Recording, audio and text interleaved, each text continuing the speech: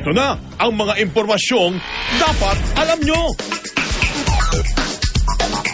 Tuwing sasapit ng Kapaskuhan, tumataas po ang bilang ng mga naitatalang sunog. Kamakailan lang ilang batang namatay matapos matrap sa kanilang mga nasusunog na bahay. Kaya naman dapat alam nyo ang mga paraan para agad makalabas mula sa isang nasusunog na bahay o gusali. Kaugnay niyan, makakasama natin si Ivan Mayrina live mula sa Barangay Holy Spirit sa Quezon City.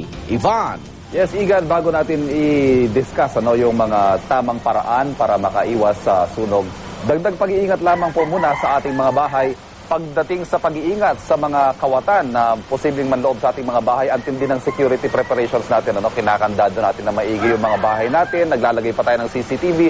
Pero pagdating sa sunog, ano nga ba ang ginagawa natin? Merong cheap alternative na i-discuss sa atin ang Bureau of Fire Protection sa Quezon City. Makakasama natin ngayon si Senior Inspector Cesar Patrocinio Jr. Siya po ang Chief Public Information Services ng Quezon City Fire District. Magandang umaga po sa inyo. Magandang umaga po, Ivan. Ano po yung binabanggit natin na cheap alternative lamang para ma-secure yung mga bahay natin o yung mga sarili natin sakaling magkaroon ng insidente ng sunog? Actually po, dapat po mayroon tayong smoke detector. Battery operated lang po ito siya na kung saan magagamit natin pagdating ng sunog. Dahil ito po ay isang early warning device na kung saan pakita lang po natin. Ito po ay tutunog kung sakaling mayroong sunog, mayroong usok pa lang, tayo po ay gigisingin na nitong smoke detector. Murang-mura lang po to, mabibili natin to sa murang halaga lamang. Kaya kailangan po natin bigyan ng pansin ito kasi pag wala tayo nito, nakukompromise po yung safety natin. Ang ibig sabihin na mura, sir, nasa range lang ng mga 1,000 piso, tama po ba? Tama po, sir.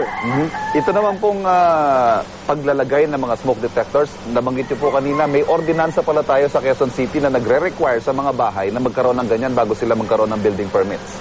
Opo, sir. Actually po, matagal na po na ordinansa to sa Quezon City na lahat ng mga constructed building, newly constructed building na yan, ay dapat po, mayroon po dapat na smoke detector. At lalo ngayon sa bagong fire code natin, lalong in-enhance po to. Isang basic requirement na po to sa ating mga residential building. Lalo na sa mga apartment na po na nagpapaupa. Ito ay basic requirement sa kanila para yung nangungupahan sa kanila ay mayroong safety pagdating sa sunog po. Patunogin na po natin, sir, kung nakakagising nga ba talaga yan. Ayan ho, ang maririnig ninyo sakaling maka-detect ng usok sa inyong mga bahay ang fire alarm na yan. Ngayon, ang paggising sa inyo, sakaling mangyari ang sunog habang kayo natutulog, ay posibleng could spell the difference, ika nga, between safety and tragedy. Maraming salamat po kay Chief Inspector Patrocinio ng Bureau of Fire Protection sa Quezon City. Yan po muna ang ating ulat mula dito sa Barangay Holy Spirit. Balik muna sa studio. Salamat, Ivan.